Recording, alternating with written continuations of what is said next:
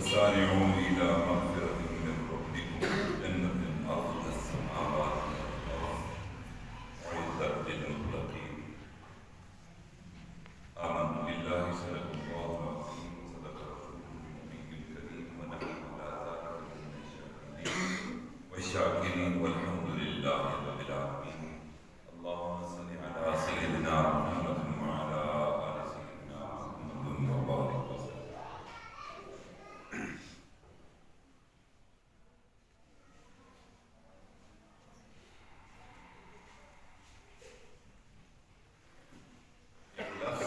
بولا جاتا ہے مبادرہ، ایک لفظ بولا جاتا ہے مسابقہ.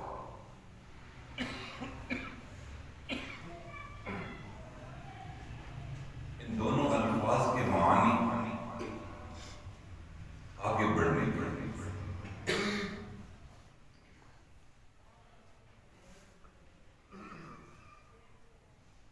یعنی کس چیز میں آگے بڑھنے کے کہ نیکی اور خیر کے کاموں میں مسابقت، مبادرت،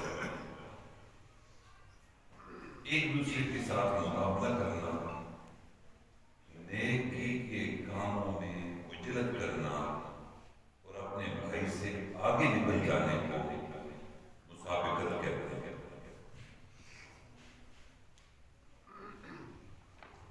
جب انسان کے اندر یہ جذبہ اور یہ داعیت پیدا ہوتا ہے، اللہ تعالیٰ کی عظمت اس پر ظاہر ہوتی ہے. نیکی کی طرف بڑھتا ہے تو اللہ تعالیٰ کی شان کریمی اس پر ظاہر ہوتی ہے. اللہ تعالیٰ کی نعمتوں کا احساس ہوتا ہے، کیونکہ جو انسان نیکی کرتا ہے تو نیکی کے جذبہ جب پیدا ہوتا ہے اور اس پر انسان عمل کرتا ہے تو اللہ تعالیٰ کی محبت دل میں آنے لگتی ہے. پھر انسان یہ سوچتا ہے کہ میرے اوپر اللہ تعالیٰ کی کتنی نعمتیں ہیں.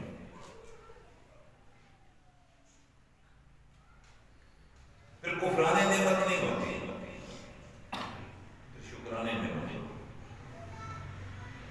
پھر انسان کا سر نعمتوں سے جھکتا ہے، دل کے اندر تشکر کے جذبات پیدا ہوتے ہیں.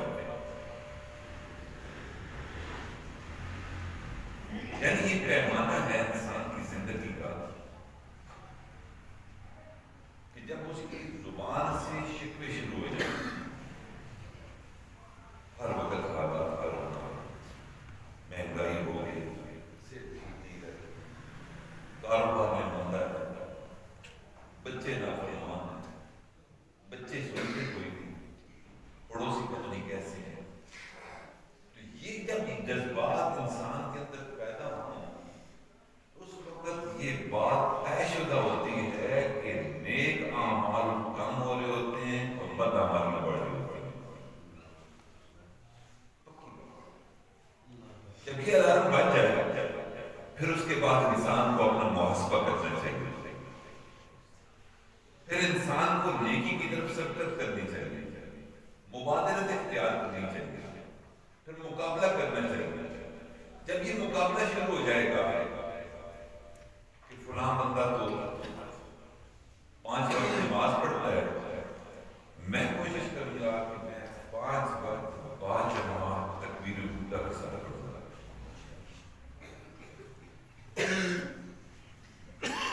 سال میں 1 مرتبہ رمضان شریف آتا ہے، اب وہ نعمت کو رمضان والی بار بار لینے سے رہے، لیکن اس نعمت کو اپنی زندگی میں لانے کے لیے انسان پھر کوشش کرتا ہے کہ ہر ماہ کچھ روزے رکھے. پھر اس کا دل چاہتا ہے کہ میں غریب کی مدد کروں، اس طرح پھر دوڑتا ہے.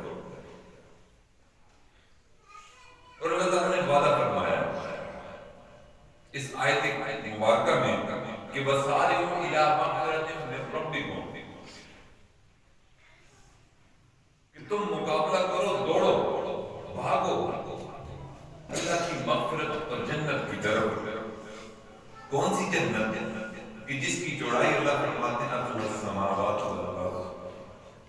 زمین و آسمان جتنی جس کی چوڑائی پھر اللہ تعالیٰ فرماتے ہیں کہ میں نے غیروں کے لیے نہیں اس جنت کو بنایا.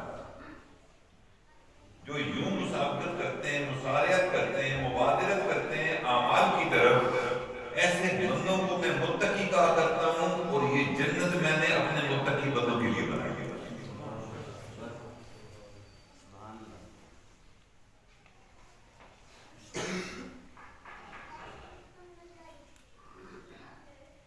لیکن شیطان لعین ہمارے پیچھے وہ ہر وقت کوئی نہ کوئی دور چلاتا رہتا ہے. بڑا ذہین ہے، بڑی چالیں کہہ رہی ہیں اس کی. اچھا پھر ایک اور بات، مومن کے لیے شیطان کی چالیں اور ہیں، کفار کے لیے چالیں اور.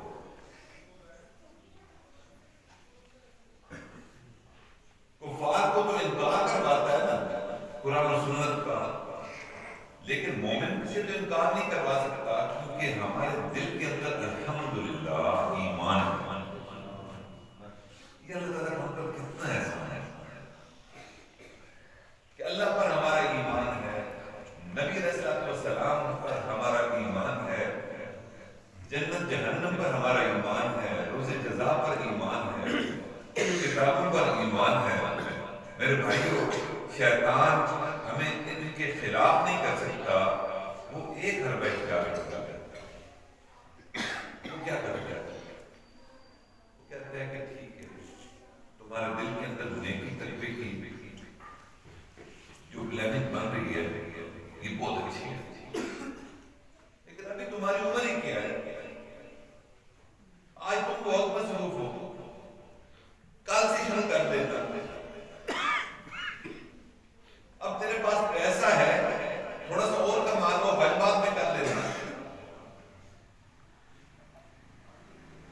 ذرا گرمی کے دن ہے، ذرا سردی آ جائے، روزے کر رکھ لینا. ابھی تمہارے پاس پیسے کم ہیں، تھوڑے سے اور کما لینا، پھر غریبوں کو صدقہ کر دینا. یعنی اللہ کی طرف رجوع کرنے سے یکساں ہمیں موڑنا نہیں ہے. اس کو پتا ہے کہ اس کے دل کے اندر ایمانی طاقت اتنی بڑی ہے، اللہ کی محبت ہے، نبی علیہ السلام کے ساتھ سچی الفت ہے. یہ کسی نہ کسی وقت بھی اس کو عمل پر برانگیختہ کر سکتی ہے. اس عمل کو مؤخر کرا دینا مومن کے لیے شیطان کی یہ چال بھی کرتی ہے. اب یہ جو شیطانی دباؤ ہے، خوش قسمت ہے وہ بندے جو عمل مؤخر کرنے کی بجائے اسی وقت عمل پر تیار ہو کر اپنے عمل کو عمل کے سانچے میں ڈھال کر اپنے رب کے حضور پیش کر جائے. اس کو کہتے ہیں کوئی بھی مہمان کی صورت میں اگر ذہن میں کوئی آئیڈیا آ جائے، کوئی دائیا آ جائے، تو جس طرح گھر آئے ہوئے مہمان کو انسان اچھا کھلاتا ہے، اچھا پلاتا ہے، اس کی قدر کرتا ہے تاکہ یہ دوبارہ بھی ہمارے گھر میں آئے. یہ معزز مہمان ہے، اس کی قدر کرنا. اسی طرح میرے بھائیوں، یہ جو نیکی کا خیال ہے انسان کے دماغ میں آتا ہے، یہ اللہ کی طرف سے ایک مہمان بھیجا جاتا ہے کہ میں دیکھتا ہوں اپنے بندوں کو کہ اس مہمان کی قدر کرتے ہیں یا نہیں کرتے. اور ایک بات ہے کہ مہمان کی اگر ناقدری کی جائے، سونے کے لیے بستر نہ ہو، کھانے کے لیے اچھا کھانا نہ ہو، ماحول اچھا نہ دیا جائے، اس کے ساتھ وقت نہ گزارا جائے، تو وہ مہمان دوبارہ اس گھر میں نہیں آتا. اور کہتے ہیں میری عزت نہیں کی وہاں، میرے آرام کا لحاظ نہیں رکھا. تو اسی طرح جو نیکی کا جذبہ ہوتا ہے، اور نیکی کا خیال اللہ تعالیٰ دل میں ڈالتے ہیں، اس پر عمل کرنا اللہ تعالیٰ کے مہمان کی قدر ہو جاتی ہے.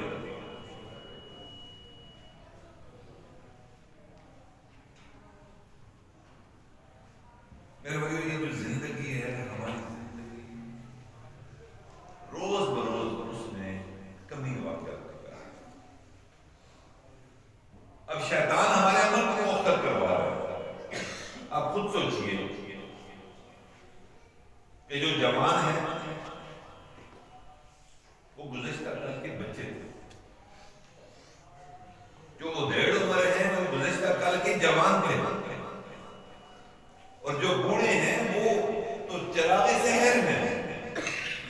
اب کس چیز کا انتظار ہے؟ کیا دنیا کی بے ثباتی ہمیں اپنی عمر کے اندر جو فرق ہے اس سے ظاہر نہیں ہوتی؟ ہم کب اپنے روح کے رب کو بنائیں گے؟ کب ذہن میں آنے والے خیالات کو عملی جمع پہنائیں گے؟ یہ میرے بھائیو شیطان کی چال ہے. اس کو چال کو سمجھنے کی ضرورت ہے تاکہ ہماری زندگی میں تبدیلی آئے اور ہم اللہ تعالیٰ کی طرف دوڑیں، مغفرت کی طرف دوڑیں.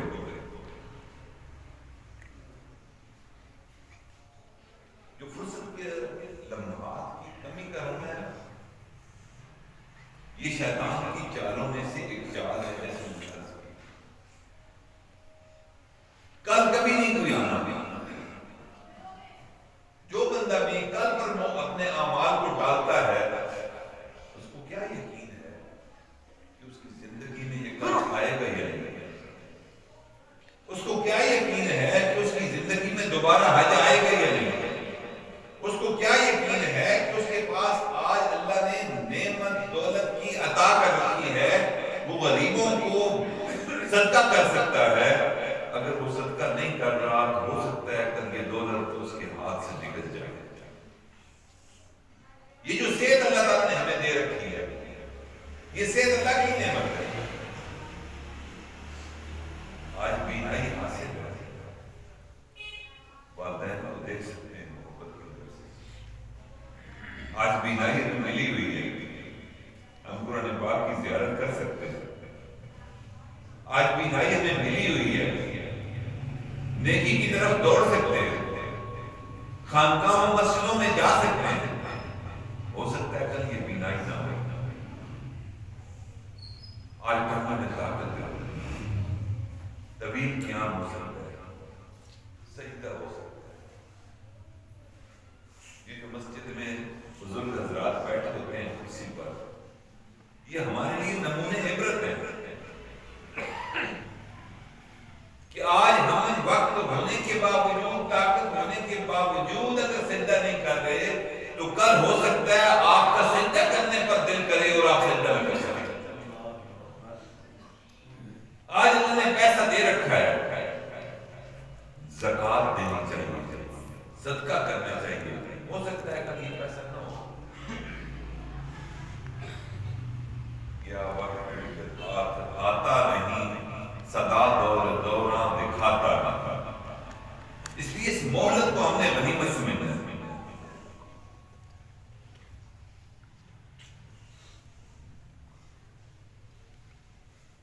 اور ایک اگلی بات اس میں اللہ تعالیٰ نے ارشاد فرمایا وَسَارِعُوا إِلَىٰ مَغْفِرَةٍ مِّن رَّبِّكُمْ وَجَنَّةٍ عَرْضُهَا السَّمَاوَاتُ وَالْأَرْضُ. یہ جو مسابقہ مقابلہ ہے نا، یہ محمود مقابلہ ہے. دنیا کے مقابلے جو ہیں وہ مضمون مقابلے اللہ کے یہاں. فلاں کے پاس ایک بنگلہ ہے، میرا بنگلہ اس سے بڑا ہوگا، یہ مضمون مقابلہ. فلاں کے پاس وہ سواری ہے، میرے پاس کیوں نہیں ہے؟ میں فلاں سواری لوں گا. فلاں کے پاس فلاں کاروبار ہے، میں فلاں کاروبار کروں گا. یہ مسابقہ مضمون ہے. اللہ تعالیٰ کو یہ مسابقہ پسند نہیں. اللہ تعالیٰ کا مسابقہ وہ پسند ہے جو اعمال کے سلسلے میں ہو. فلاں بندہ اتنا درود پڑھتا ہے، میں اتنا درود پڑھوں گا. فلاں بندہ اتنا استغفار کرتا ہے، اتنے نوافل پڑھتا ہے، میں اور زیادہ نوافل پڑھوں گا. فلاں بندہ اللہ نے اس کو دولت دے رکھی ہے، وہ لوگوں پر نچھاور کرتا ہے. اللہ تعالیٰ نے مجھے بھی دے رکھی ہے، میں بھی نچھاور کروں گا اور اس سے زیادہ نچھاور کرنے کی کوشش کروں گا. یہ مسابقہ اللہ تعالیٰ کو مرغوب اور محبوب ہے.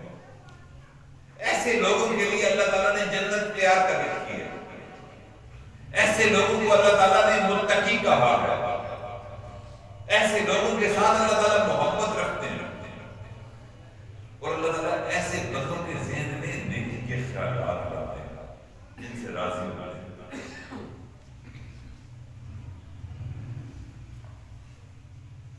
ایک مسابقہ کیا تھا عمر فاروق رضی اللہ عنہ.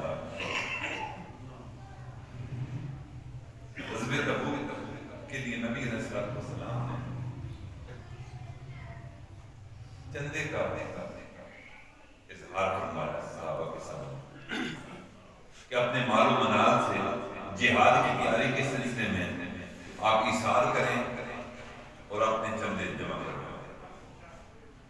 عمر فاروق رضی اللہ تعالیٰ عنہ گھر تشریف لے گئے اور گھر جا کر جتنے اسباب تھا، جتنا مال تھا، جتنی گھر کی احتیاط تھی، ان کو دو حصوں میں تقسیم کر دیا۔ آدھا مال گھر میں رکھا اور آدھا مال نبی علیہ السلام پر نچھاور کر دیا۔ ذہن میں سوچتے آ رہے ہیں مسجد نبی میں کہ آج میں نبی علیہ السلام کی خدمت میں جا کر جب اتنا اسباب اور اتنا مال اور اتنی اشیاء نبی علیہ السلام کی خدمت میں پیش کروں گا تو صدیق سے میں بازی لے جاؤں گا۔ نبی علیہ السلام نے پوچھا عمر بہت زیادہ مال لے آئے، کیا کیا؟ یا رسول اللہ صلی اللہ علیہ وسلم گھر کے اندر جتنی چیزیں تھیں، اشیاء تھیں، مال تھا، اسباب تھے، وہ سارے کے سارے میں نے دو حصوں میں تقسیم کر دی، ایک آپ کی خدمت میں پیش کر دیا اور ایک گھر والوں کے لیے رکھا۔ نبی علیہ السلام بہت خوش ہوئے۔ اسی اثناء میں صدیق اکبر مسجد نبی میں تشریف لاتے ہیں۔ نبی علیہ السلام کی خدمت میں پہنچ کر اسباب مال رکھ دیتے ہیں تو نبی علیہ السلام صدیق اکبر سے بھی پوچھتے ہیں کہ صدیق یہ بتاؤ کہ کیا کچھ لائے، کچھ گھر پر بھی چھوڑ کر آئے یا نہیں؟ تو صدیق اکبر رضی اللہ تعالیٰ فرمانے لگے کہ جب آپ نے اظہار فرما دیا تھا کہ مجھے جہاد کے لیے مال کی ضرورت تھی تو صدیق اکبر کو گوارا نہ ہوا کہ نبی علیہ السلام کو کسی چیز کی ضرورت ہو اور میں وہ چیزیں اپنے گھر میں سنبھال کر رکھتا، میں اپنے گھر کی ساری اشیاء، میں اپنے گھر کا سارا مال، میں اپنے گھر کی تمام چیزیں ساری کی ساری آقا آپ کی خدمت میں پیش کرنے کے لیے لے آئے۔ صدیق اکبر رضی اللہ تعالیٰ عنہ اس چندے کے بعد عمر فاروق رضی اللہ تعالیٰ نے دل میں سوچا کہ زندگی گزر جائے گی صدیق سے مقابلہ کرتے ہوئے، لیکن میں صدیق سے جیت نہیں سکتا۔ یہ مسابقہ جو تھا یہ مقابلہ اعمال کا ہوتا۔ اگر مال کا مقابلہ کرنا ہوتا عمر فاروق رضی اللہ تعالیٰ عنہ تو عبد الرحمن ابن عوف بھی مثال تھے، بڑا مال پیسہ تھا ان کے پاس، وہ چاہتے تو ان کا مقابلہ کرتے لیکن ان کا مقابلہ نہ کیا، اور بلکہ اس اعمال کے مقابلے میں جو صدیق اکبر رضی اللہ تعالیٰ عنہ سر کھیلتے صحابہ کے ان کے مقابلے کی کوشش کی کہ کاش میرے اعمال بھی صدیق جیسے اعمال بن جائے۔ یہ مقابلہ نہیں کیا۔ ایک دن بڑا عجیب معاملہ ہوا کہ دونوں اکٹھے تو صدیق اکبر رضی اللہ تعالیٰ عنہ سے بڑی عجیب بات عمر فاروق رضی اللہ عنہ نے کر دی کہ صدیق اکبر میں چاہتا ہوں آپ کے ساتھ ایک ڈیل کروں، معاملہ کروں۔ ہاں کیا معاملہ؟ یہ معاملہ کہ میں اپنی زندگی کی ساری نیکیاں آپ کی خدمت میں پیش کرنا چاہتا ہوں، آپ اپنے نام اعمال میں درج کر لیجیے، لیکن جو غالب سور کی روپیوشی میں آپ نبی علیہ السلام کے ساتھ جو ایک رات صرف ٹھہرے تھے اس رات کا اجر مجھے دے دیجیے، عمر کی ساری زندگی کی نیکی لے لیجیے۔ یہ مقابلہ آج ہمارا مقابلہ کیا ہے؟ مال و اسباب کو میرا بھائی مقابلہ ہے، اور اس مال و اسباب کے مقابلے نے ہمیں منتشر کر دیا، ہمارے ذہن کو معاف کر دیا، حلال حرام کی تمیز ختم ہو گئی، جائز ناجائز کو بھلا بیٹھے، اچھے اور برے کی تمیز اور لحاظ ہم نے ختم کر دیا۔ بھائی بھائی کا مال کھا رہا ہے۔ اکثر حضرات معاشرے کے وہ اپنی بہنوں کے حقوق نہیں دیتے، کاروبار چلاتے ہیں، ناجائز کاروبار چلاتے ہیں، ایسے کاروبار کرتے ہیں جن کی شریعت میں واضح ممانعت موجود ہے، اور اس کو اختیار کر کے پیسہ کمانے کی دھن ہے اور اسی میں مگن ہے۔ لیکن میرے بھائیوں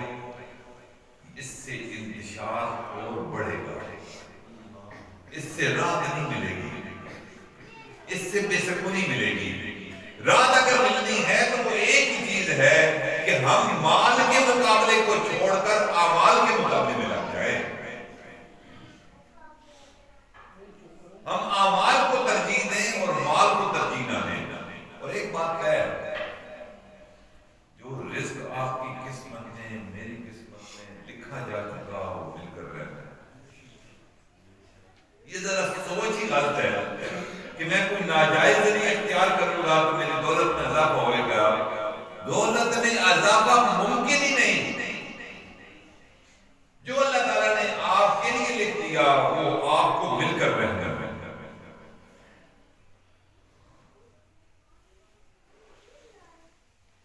نبی علیہ السلام نے راہ بھی متعین کیا،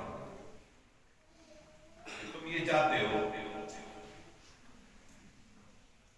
کہ اللہ اور اس کے رسول صلی اللہ علیہ وسلم کو راضی کرنا چاہتے ہو، زندگی میں سکون چاہتے ہو، تو سکون اور راحت کا میں ایک آپ کو نسخہ تجویز کرتا ہوں۔ یوں سمجھ لیجیے کہ نبی اسلام نے یوں فرمایا ہوگا،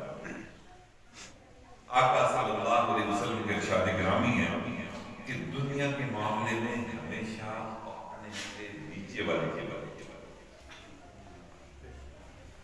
دین کے معاملے میں ہمیشہ اپنے سے اوپر والے کو دیکھو۔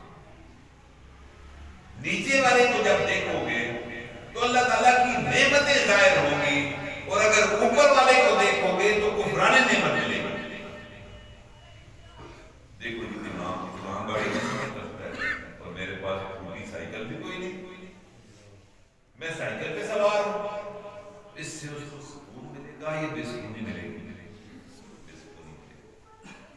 فلاں اتنے مرلے کے گھر میں رہتا ہے اور میرے اتنے مرلے کام ہے، اس سے اطمینان ملے گا یا ذہن منتشر ہوگا؟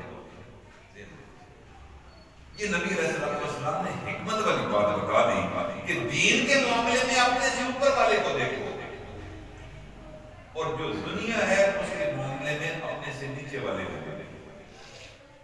اب خود سوچئے، اگر ہم اپنے سے نیچے والے دنیا کے اعتبار سے جو لوگ ہیں ان کے ساتھ اگر نشست کریں گے تو تشکر کے جذبات آئیں گے کہ دیکھو یہ میرا جیسا بھائی ہے، اس کی بھی 2 آنکھیں ہیں، 2 ٹانگیں ہیں، 2 ہاتھ ہیں، 1 دماغ ہے، لیکن دیکھو یہ چھوٹے گھر میں رہ رہا ہے، اللہ نے ہمیں بڑا گھر بنایا۔ دیکھو اس کے لیے کھانے کے لیے وہ نعمتیں نہیں جو ہمارے دسترخوان پر ہوتی ہیں۔ جب دنیا کے معاملے میں اپنے سے نیچے والے کو دیکھیں گے تو اللہ تعالیٰ کی ذات کا شکر ادا کرنے کی توفیق اللہ تعالیٰ عطا فرمائیں گے، اور اگر اوپر والے کو دیکھیں گے تو بے اطمینانی ہوگی، بے سکونی ہوگی، انتشار ہوگا، انسان طرفشار کا شکار ہوگا۔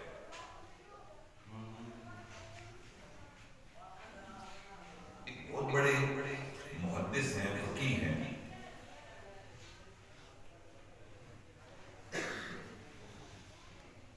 محدث بھی ہیں، فقیہ بھی ہیں، ان کا نام عبداللہ بن مبارک رحمۃ اللہ علیہ۔ اپنے وقت کے جو صوفیاء بزرگ تھے ان کا شمار ہوتا تھا۔ انہوں نے بڑی خوبصورت بات فرمائی، وہ فرماتے ہیں کہ میں نے اپنی زندگی کے ابتدائی ایام اپنے سے بڑے لوگوں میں گزارے کہ جو دنیا کے اعتبار سے بڑے تھے۔ میں ہمیشہ مالداروں کے ساتھ رہتا تھا، میں جب تک مالداروں کی صحبت میں رہا مجھ سے زیادہ غمگین دنیا میں کوئی انسان نہ تھا۔ جب تک میں مالداروں کی صحبت میں رہا، ہر وقت غم، کمیوں کا غم، نعمتوں کی تنقیص کا کام، یہ غم ہر وقت مجھے بلاتا رہتا تھا۔ جب تک میں ان کے ساتھ رہا میں دنیا کا غمگین ترین انسان تھا، کیونکہ جہاں دیکھتا کہ اس کا گھر میرے گھر سے اچھا ہے تو میں غمگین ہو جاتا، اس کی سواری میرے سواری سے اچھی ہے تو میں غمگین ہو جاتا، اس کا کاروبار میرے کاروبار سے اچھا ہے تو میں غمگین ہو جاتا، اس کے کپڑے میرے کپڑوں سے اچھے ہیں تو میں غمگین ہو جاتا۔ پھر میں نے اپنی زندگی کے رخ کو تبدیل کیا اور اپنے سے کم تر لوگوں میں بیٹھنا شروع کر دیا۔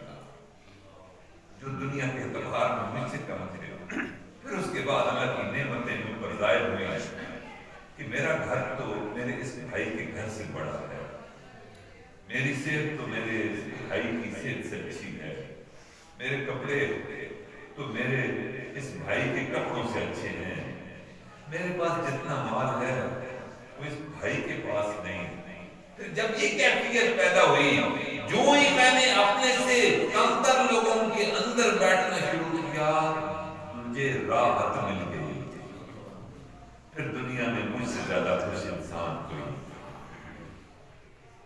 آج اگر ہم اپنے آپ کو اطمینان دلانا چاہتے ہیں، ذہن کو پرسکون رکھنا چاہتے ہیں، جذبات کے خلفشات سے بچنا چاہتے ہیں، تو نبی علیہ السلام کی حدیث مبارکہ پر عمل کرنا پڑے گا کہ دین کے معاملے میں اپنے سے اوپر کو دیکھو اور دنیا کے معاملے میں اپنے سے نیچے کو دیکھو۔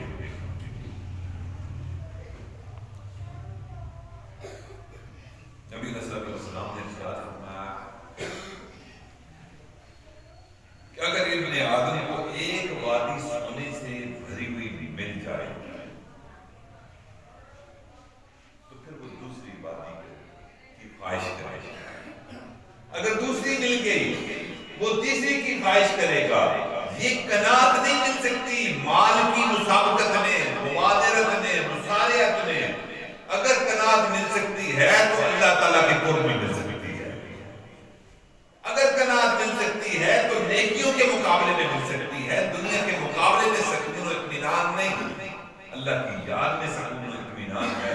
اللہ تعالیٰ نے قرآن پاک میں ارشاد فرما دیا، الا بذکر اللہ تطمئن القلوب، خبردار ہوشیار، مقابلہ ادھر نہ کرنا، دنیا کے معاملے میں مقابلہ نہ کرنا۔ اگر دلوں کا اطمینان چاہتے ہو تو میری یاد میں دلوں کا اطمینان ہے۔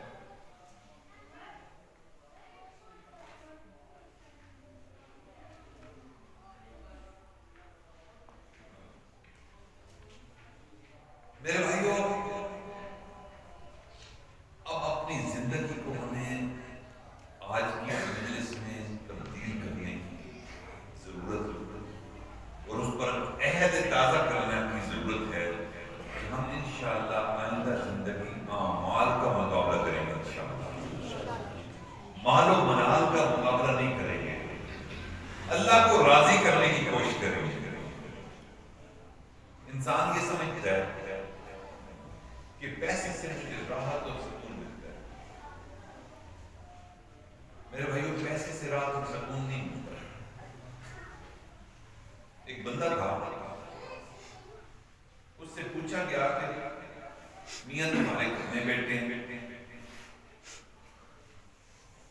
تو اس نے بتایا کہ میرے اتنے بیٹے ہیں، ایک میرا بیٹا امریکہ میں اتنا کما رہا ہے، ایک میرا بیٹا سنگاپور میں ہے، اس کی اتنی تنخواہ ہے، ایک میرا بیٹا یورپ میں ہے، انگلینڈ میں ہوتا ہے اور اس کا وہاں کاروبار۔ اچھا یہ بتائیے کہ آپ بڑے بیٹے سے کتنا عرصہ پہلے ملے تھے؟ تو اس نے بتایا کہ میں اپنے بیٹے سے 15 سال پہلے ملا۔ اب اس پیسے سے راحت ملے گی یا بے سکونی ملے گی؟ میرے بھائی، ایک بندہ اگر بنگلوں میں سو رہا ہے، نرم گرم بسترے ہیں، ماحول ہے، کنڈیشن لگا ہوا ہے، اور اس کے باوجود اگر اس کو میٹھی نیند سے اللہ نے محروم کر رکھا ہے تو یہ اعمال کی کمی کا نتیجہ ہے۔ جب تک ٹرنکولائزر میڈیسن کو نہ کھائے اس کو رات کو نیند نہیں آتی۔ اور دوسرا بندہ جو کچی چھت کے نیچے رہتا ہے، بلکہ یوں کہہ لیں کہ ٹین کی چھت کے نیچے رہتا ہے اور 8 گھنٹے مزے سے سوتا ہے، اور دوسرا بندہ محلات میں رہتا ہے، رات کو نیند کی گولی کھا کر سوتا ہے، تو آپ خود ذرا انصاف فرمائیے کہ ان میں سے خوش قسمت کون ہے؟ جو راتوں کو میٹھی نیند اللہ سلا رہا ہے وہ کس وجہ سے ہے؟ وہ اللہ کی یاد کی وجہ سے ہے، وہ اعمال میں مسابقت کی وجہ سے ہے۔ اللہ سے دوری ہمیشہ ذہنی خرابات کا ذریعہ بنے گی۔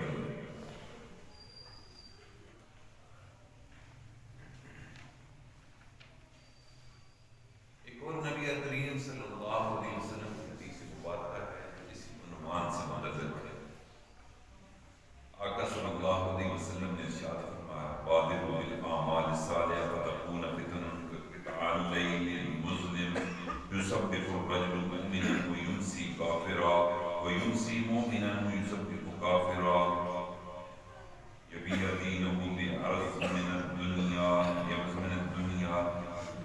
نبی علیہ السلام کیا ارشاد فرما رہے ہیں؟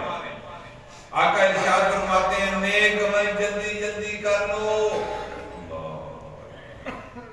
یہ پیغام آپ کے لیے، یہ عالم کے لیے، یہ جاہل کے لیے، یہ منصب دار کے لیے، یہ بے منصب کے لیے، یہ پیسے والے کے لیے بھی ہے، جو جیب سے خالی جس کے پاس مال کوئی نہیں اس کے لیے بھی ہے، یہ ہر عمر کے فرد کے لیے. نبی علیہ السلام کا قیامت تک آنے والی انسانیت کے لیے پیغام ہے میرے بھائیوں. نیک عمل جلدی جلدی کر لو، جتنا وقت مل رہا ہے اس کو غنیمت جانو، کیونکہ اس کے لیے بھی فرمایا کہ بڑے بڑے فتنے آنے والے ہیں، بڑے بڑے فتنے آنے والے ہیں. اور ان فتنوں کو شکار ہو کر آقا فرماتے ہیں کہ ایک بندہ صبح مومن ہوگا، یصبح الرجل مؤمنا، صبح مومن ہوگا اور شام کو کافر ہوگا، شام کو مومن ہوگا تو صبح کافر ہوگا. یعنی یہ کیفیت ہوگی کہ صبح جب گھر سے نکلا ایمان کی حالت میں نکلا، جب دنیا کو کمانے کے لیے نکلا تو پھر نہ جائز دیکھا، نہ ناجائز دیکھا، نہ حلال کو دیکھا، نہ حرام کو دیکھا، نہ سود کو دیکھا. جو ملا جہاں سے ملا، پیسے کی مسابقت، پیسے کی دوڑ میں انسانیت کیا مسلمان بھی اندھا ہو گیا اور پھر اپنے ایمان کو گوا کر شام کو اپنے گھر واپس ہو گیا. میرے بھائی ایسی کیفیت آج ہماری ہو چکی ہے. اور پھر فرمایا کہ یہ فتنے ایسے آئیں گے کہ جیسے رات کا کوئی حصہ ہوتا ہے، جب اندھیری رات مغرب کے وقت شروع ہوتی ہے نا تو انسان یہ سوچتا ہے کہ تھوڑی دیر بعد روشنی ہو جائے گی، حالانکہ وہ روشنی نہیں آتی، اندھیرا مزید گہرا ہو گیا. مغرب کے وقت اتنا اندھیرا ہوتا ہے اس کی نسبت عشاء کے وقت زیادہ ہوتا ہے، اور جو عشاء کے وقت اندھیرا ہوتا ہے پھر رات کے پہلے پہر اور زیادہ ہوتا ہے. یہ نبی علیہ السلام نے فرمایا کہ دنیا کی مثال بھی ایسی ہے کہ تمہیں اگر اعمال کی توفیق مل رہی ہے، اگر ذہن میں کوئی خیال آ گیا تو اس عمل کو کر لو، جلدی سے کر لو، ورنہ یہ رات اندھیری ختم ہونے والی نہیں، یہ بڑی لمبی رات ہے. اس طرح فتنے گہرے ہوتے چلے جائیں گے، جو قرب قیامت ہوگی فتنے اتنے برسیں گے. ایک حدیث مبارکہ میں ہے آپ کا ارشاد فرماتے ہیں کہ جس طرح موسلادھار بارش برسے، ان حالات میں نبی علیہ السلام نے فرمایا تمہیں جلدی جلدی اعمال کرنے ہیں، اعمال میں وقفہ نہیں دینا. جو بھی ذہن میں خیال آیا اس کو کر گزرو، جب کر گزرو گے اللہ تعالیٰ فتنوں سے حفاظت عطا فرمائے گا انشاءاللہ.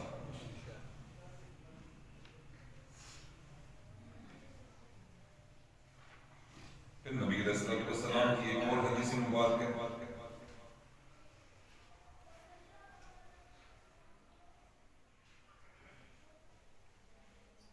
اس میں ایک واقعہ نقل کیا ہے. واقعہ نقل کیا ہوا ہے وہ ہمارے حالات میں مطابق جیسے ہمارے ذہن میں آتا ہے نا، شیطان امر مؤخر کرواتا ہے، اس سال گرمی زیادہ ہے آئندہ سال سے روزے رکھنا شروع کر دوں گا، ابھی پیسے کم ہیں آئندہ سال سے صدقہ اور زکوٰۃ دینا شروع کر دوں گا، ابھی جوانی مستانی ہے، رات کو گہری نیند آتی ہے، جب تھوڑا سا بوڑھا ہو جاؤں گا پھر رات کی نماز پڑھ لیا کروں گا، تہجد پڑھ لیا کروں گا.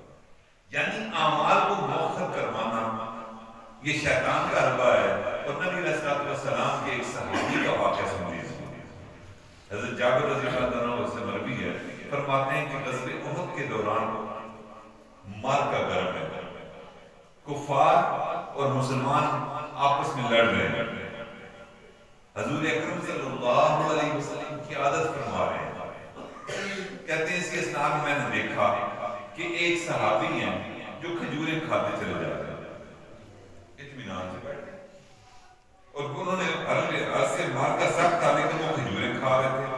اس صحابی نے آ کر نبی کریم صلی اللہ علیہ وسلم سے ایک سوال پوچھا کہ یا رسول اللہ صلی اللہ علیہ وسلم، یہ جو لڑائی آپ کروا رہے ہیں کفار کے ساتھ،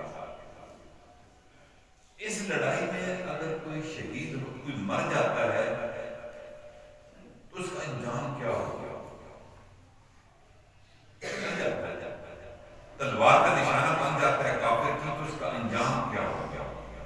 نبی علیہ الصلوۃ والسلام نے فوراً جواب دیا کہ اس کا مقام جنت کے باہر۔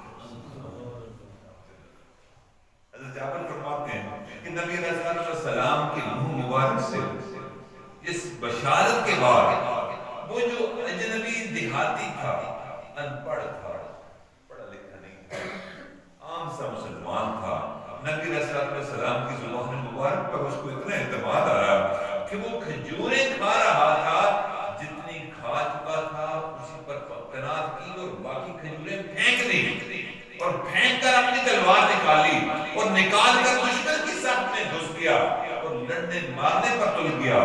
بڑی ماشاءاللہ بہادری سے لڑتا رہا یہاں تک کہ اس نے جان جانے آفرین کی ضرورت کر دی۔ میرے بھائیو، شیطان اس سے اس کا عمل مؤخر نہیں کروا سکتا۔ وہ چاہتا تو کھجوریں کھا سکتا تھا کہ میں کھانے کے بعد ذرا سا طاقت بھی آ جائے گی تو پھر میں جہاد میں حصہ لوں گا، لیکن نبی علیہ الصلوۃ والسلام کی فرمان جنت کے بعد کہ جب آقا نے کہہ دیا کہ تم سیدھے جنت میں جاؤ گے، جو بھی قتل ہوئے، جو بھی کام میں آ گئے، جو بھی تلوار کا نشانہ بن گئے وہ جنت میں جائیں گے، اس نے کھجوریں وہیں پھینکی اور اسی وقت نبی علیہ الصلوۃ والسلام کے فرمان پر عمل کر کے جنت میں اللہ کے حضور پیش ہو گیا۔ میرے بھائی، یہ ان کی کیفیت میدان جنگ میں ہوا کرتی تھی۔ کیا ہمارے پاس ایسی کوئی خوف یا کوئی تمام کوئی ایسا معاملہ تو نہیں ہے؟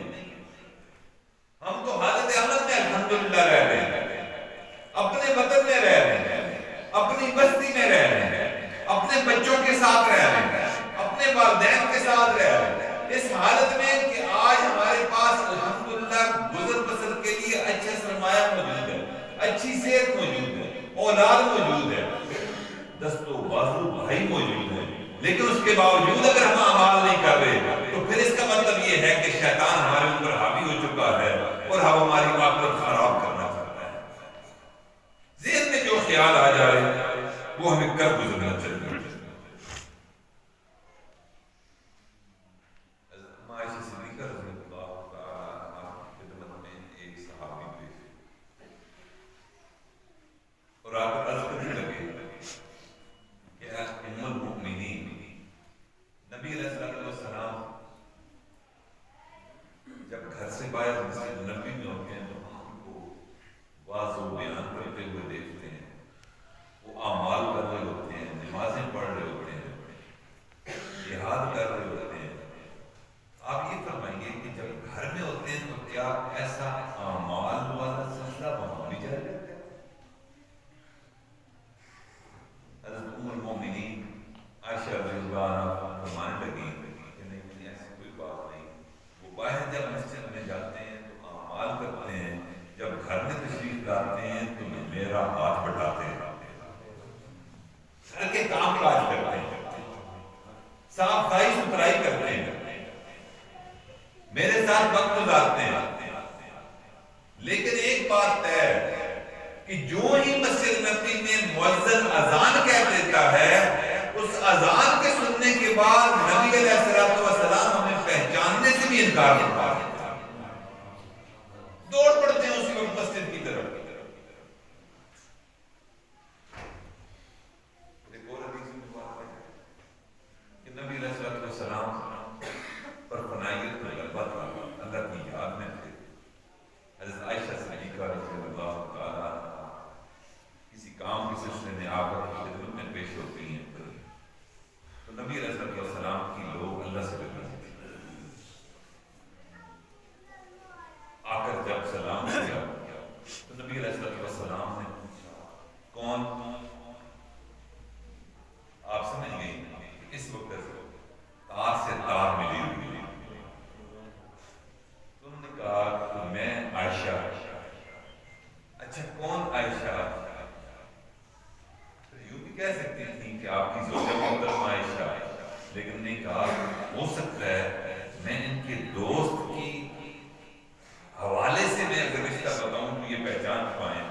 تو پھر میں نے عرض کی کہ یا رسول اللہ صلی اللہ علیہ وسلم عائشہ. پھر فرمایا جب میں نے یہ عرض کیا نبی صلی اللہ علیہ وسلم نے فرمایا کون صدیق؟ میرے بھائیو ایسے صدیق ایسے دوست جان نثار، لیکن جب اللہ کے ساتھ رابطہ ہے تو سارے رابطوں کو بھول گئے، اپنی زوجہ محترمہ کو بھول گئے، یار غار اور یار مزار کو بھول گئے، کیونکہ اللہ سے دور لگائی ہوتی ہے. یہ ہے مسافر، یہ ہے مسافر، یہ ہے مبارک. ہماری نماز نہیں، روزوں میں ہمیں بھوک کے سوا اللہ اگر کرم نہ فرمائے تو کیا ملنا ہے. لیکن میرے بھائیوں ہم اپنی زندگی کو تبدیل کرنے کا عہد تو کر سکتے ہیں نا. ہم آج اس جمعے کی نماز میں اللہ سے یہ تو عرض کر سکتے ہیں کہ یا اللہ ایک جمعہ آیا تھا ہماری زندگی میں، ہم نے اس دن اپنا آپ کے حوالے کر دیا تھا کہ یا اللہ آئندہ زندگی میں کوئی نیکی کا جذبہ، کوئی عمل کا وہمہ بھی ذہن میں آئے گا تو ہم اس پر عمل کریں گے، آپ نے توفیق عطا فرمائے. ہم یوں اپنے آپ کو پیش تو کر سکتے ہیں، اللہ سے مدد تو مانگ سکتے ہیں نا کہ یا اللہ شیطان سے ہمیں محفوظ فرمانا، نفس کی مکاریوں سے ہمیں محفوظ فرمانا.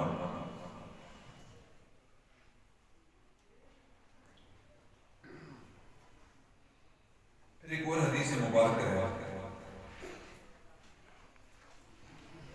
وہ حدیث مبارکہ بڑی عجیب حدیث مبارکہ ہے. اس بنانے کے بعد اتنا ٹائم نہیں ہوگا کہ میں اس کی تفصیل میں جا سکتا ہوں، لیکن وہ حدیث مبارکہ اتنی ہے کہ وہ ہمیں عمل مؤخر کروانے سے روک سکتی ہے اگر ہمارا ضمیر بیدار ہو جائے. ضمیر بیدار ہو جائے. حضرت ابو ہریرہ رضی اللہ تعالی عنہ روایت فرماتے ہیں نبی علیہ الصلوۃ والسلام سے، اور اس حدیث مبارکہ میں جو مبادرت ہے، مسارعت ہے، مسابقت ہے، اسی طرف اشارہ بھی ہے. نبی علیہ الصلوۃ والسلام نے ارشاد فرمایا بادروا بالاعمال سبعا، 7 چیزوں سے آنے سے پہلے جلد از جلد اچھے اعمال کرو. 7 چیزیں دل کے کھانوں سے سن لیجیے. آخری حدیث مبارکہ ہے کہ وہ 7 چیزیں کون سی ہیں. مختصراً عرض کرتے ہیں کہ نبی علیہ الصلوۃ والسلام نے فرمایا هل تنظرون الا فقرا منسیا، کیا تم نیک اعمال کرنے کے لیے کسی فقر، تباہ کن فقر کا انتظار کر رہے ہو جو تمہیں ہر چیز بلا دے کہ اگر تمہیں خوشحالی میسر ہے تو کیا اس وقت اگر نیک عمل یعنی صدقہ نہیں کر رہے، کیا بدحالی کا انتظار ہوتا؟ آج جیب میں پیسے ہیں، زکوٰۃ نہیں نکال رہے. آج جیب میں پیسے ہیں، یتیم کی مدد نہیں کر رہے. آج جیب میں مال ہے، بیواؤں کے دست و بازو نہیں بن رہے، ان کے نان نفقے کا بندوبست نہیں کر رہے. تو نبی علیہ الصلوۃ والسلام نے جو پہلی چیز کا فرمایا کیا تمہیں فقر کا انتظار ہے کہ جب فقر ملے گا تو پھر تم مدد کرو گے. پھر اگلی چیز جو دوسری نبی علیہ الصلوۃ والسلام نے فرمایا او غنی متغیّا، یا ایسی مالداری کا تم انتظار کر رہے ہو کہ جو مالداری تمہیں سرکش بنا دے. اب دیکھیں ہم بہت زیادہ اگر بلینئر نہیں، ہر بندہ اپنی کمائی تو کھا رہا ہے نا، اپنے بال بچوں کا پیٹ تو پال رہا ہے نا. اگر ہم چاہیں کہ اپنی تنخواہ سے، اپنی کمائی سے 1-2 روپے روز نکالنا چاہیں تو کوئی مشکل ہے؟ کوئی مشکل نہیں. جتنی ہماری تنخواہ ہے، جتنا ہمارا کاروبار ہے، اس میں 5, 10, 50, 100 کا بھی بعض حضرات کا بڑا ہوگا تو 1000, 5000, 10,000 بھی روزانہ خرچ کرنا چاہیں تو وہ کر سکتے ہیں، لیکن شیطان مؤخر کر رہا ہے. لیکن ایک بات سے نبی علیہ الصلوۃ والسلام نے اس دوسرے نمبر پر جو بات فرمائی، اس میں فرمایا کیا مالداری کا انتظار ہے؟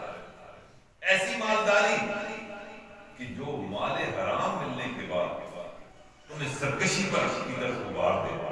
ہم نے دیکھا ہے اپنی زندگی میں بہت سے نوجوانوں کو دیکھا ہے, بہت سے عمراء کو دیکھا ہے کہ پہلی زندگی بہت اچھی تھی, جب مال آیا ساتھ بدعمالیاں بھی آ گئی, جب مال آیا شراب و کباب بھی آ گئی, پھر سرکشی آ گئی, پھر اللہ کے حکموں کو توڑنا بھی شروع ہو گئے. حالانکہ پہلی زندگی ایسے نہیں تھی.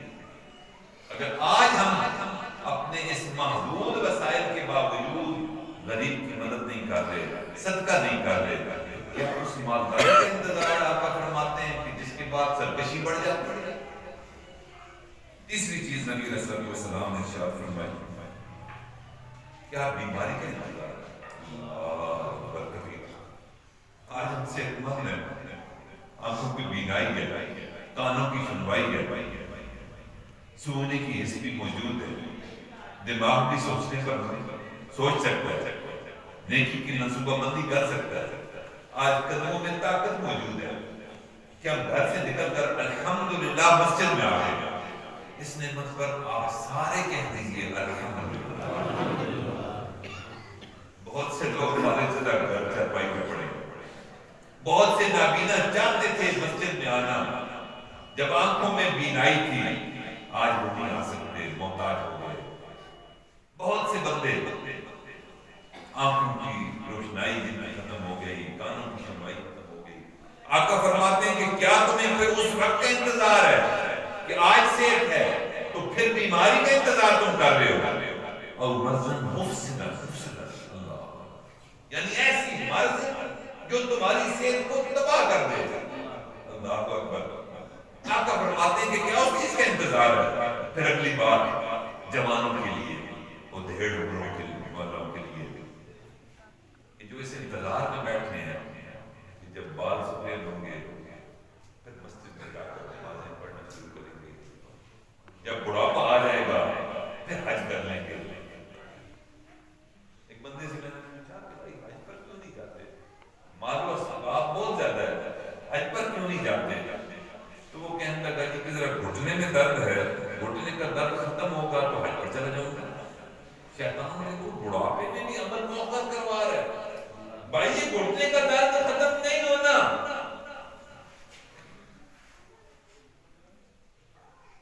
ایک ذرا دلچسپ بات بھی کر دیں. وہ دلچسپ بات یہ ہے کہ عقائد کی صورت میں مکالمہ ہے, حقیقت تو شاید نہ ہو. ایک موت کا وقت آیا, اسرائیل علیہ السلام نے اس کے پاس تشریف لائی, اب روح قبض کرنی تھی اور اس بندے کا مکالمہ ہو گیا اسرائیل علیہ السلام سے. وہ کہنے لگا کہ دنیا کا ہر معاملہ نوٹس بازی سے معاملہ شروع ہوتا ہے. جب حکومت کا کوئی محکمہ کسی کو طلب کرتا ہے تو نوٹس بھیجتا ہے. اب آپ نے روح قبض کرنا اتنا بڑا معاملہ میرے ساتھ کرنا تھا تو کوئی نوٹس ہی نہیں بھیجا, بغیر نوٹس کے آگے یہ کیا کرتے ہیں آپ؟ تو اسرائیل علیہ السلام نے فرمایا میں نے نوٹس تو بڑے بھیجے تھے لیکن ان نوٹسوں پر تم نے دھیان نہیں دیا. جب تمہارے سر میں پہلی دفعہ درد ہوا تھا وہ میرا ایک نوٹس تھا, جب تمہارے دانت میں درد ہوا تھا یہ ایک نوٹس تھا, جب تمہارے گھٹنے میں درد شروع ہوا تھا یہ میری طرف سے ایک نوٹس تھا, جب تمہارے بال میں پہلا سفید بال آیا تھا وہ میری طرف سے نوٹس تھا. تو نے میرے سارے نوٹسوں کو رتی کی ٹوکری میں پھینک دیا اور اعمال کی طرف توجہ نہیں دی. آج تو مجھے کہہ رہا ہے کہ نوٹس کیوں نہیں دیا؟ میرے بھائی یہ سارے نوٹس جو مل چکے ہیں, واپسی کے سفر کی تیاری ہم نے کرنی ہے. اللہ تعالیٰ ہمیں اچھے سفر کی اچھی تیاری کرنے کی توفیق عطا فرمائے. پھر آقا نے ارشاد فرمایا او حرمن فندا, کیا بڑھاپے کا انتظار کر رہے ہو کہ جب بوڑھے ہو جائیں گے پھر یہ عمل کریں گے, پھر ہم نیک اعمال کریں گے. آج جوانی ہے, نفسانی, شیطانی, حیوانی کام میں مصروف ہیں کہ نہیں بوڑھے ہو جائیں گے تو پھر ہم عمل کریں گے. میرے بھائیو یہ طریقہ پیغمبری نہیں ہے. طریقہ پیغمبری کیا ہے کہ انسان کی جسم میں طاقت ہو, وہ طاقت اللہ تعالیٰ کی رضا کے لیے لگائے, انسان کی آنکھوں میں روشنائی ہو, اس حالت میں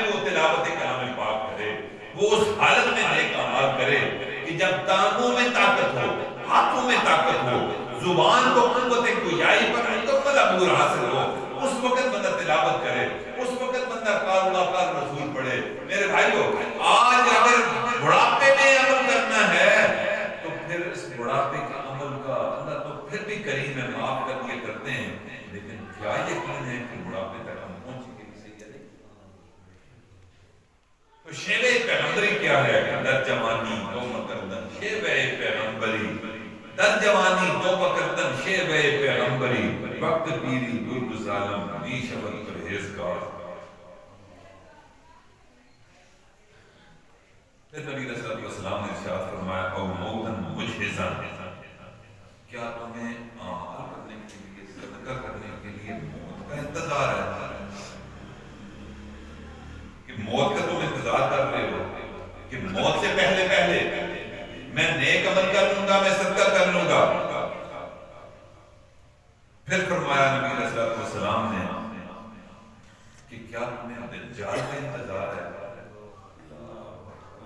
کہ دجال کے آنے سے پہلے میں نیک عمل کر لوں گا؟ اب الدجال میرے بھائیوں، پھر آخری چیز جو نبی صلی اللہ علیہ وسلم نے ارشاد فرمائی کہ کیا تمہیں قیامت کا انتظار ہے کہ اس قیامت کے برپا ہوتے ہی نیک عمل شروع کر دے گا؟ آج موت مہلت نہیں دیتی، روز قیامت کیسے مہلت دے گی؟ اس لیے میرے بھائیوں، نبی صلی اللہ علیہ وسلم کی حدیث مبارکہ کی روشنی میں ہم انشاءاللہ ان 7 باتوں کے آنے سے پہلے انشاءاللہ اعمال کی رغبت کریں گے۔ تیار ہے سارے؟ کلمات مبارکہ تو میرے پیچھے کلمات کو پڑھ لیجیے۔ عاجز بھی یہ عرض کرتا ہے کہ انشاءاللہ مسارعت مبادرت سے کام لے گا خیرات کی طرف، اور مجمع بھی یہ اپنے دل کے اندر عہد کر لے کہ انشاءاللہ آئندہ زندگی ذہن میں جو خیال نیکی کا آئے گا اسی وقت کرنے کی کوشش کریں گے انشاءاللہ۔ بسم اللہ الرحمن الرحیم، لا الہ الا اللہ محمد رسول اللہ، آمنت باللہ وملائکتہ وکتبہ ورسلہ والیوم الآخر والقدر خیرہ وشرہ من اللہ تعالی والبعث بعد الموت، آمنت باللہ کما ہوا باسمائہ وصفاتہ وقبلت جميع احکامہ اقرار باللسان وتصدیق بالقلب، اشہد ان لا الہ الا اللہ واشہد ان محمدا عبدہ ورسولہ، استغفر اللہ ربی من کل ذنب واتوب الیہ برحمتک یا ارحم الراحمین۔ میں توبہ طائب ہوتا ہوں شرک سے، زنا سے، برے اعمال سے، برے اخلاق سے، جھوٹ سے، نفرت سے، کبر سے، حسد سے، حیرت سے، بدعمالیوں سے، اور عہد کرتا ہوں اللہ کو گواہ بنا کر اللہ کی مدد و نصرت کے ساتھ انشاءاللہ شیطانی حربوں کو ناکام بنانے کی کوشش کروں گا، اور ذہن میں جو اللہ کی طرف سے کوئی بھی نیکی کا خیال آئے گا اس پر فوراً عمل کرنے کی کوشش کروں گا۔ برحمتک یا ارحم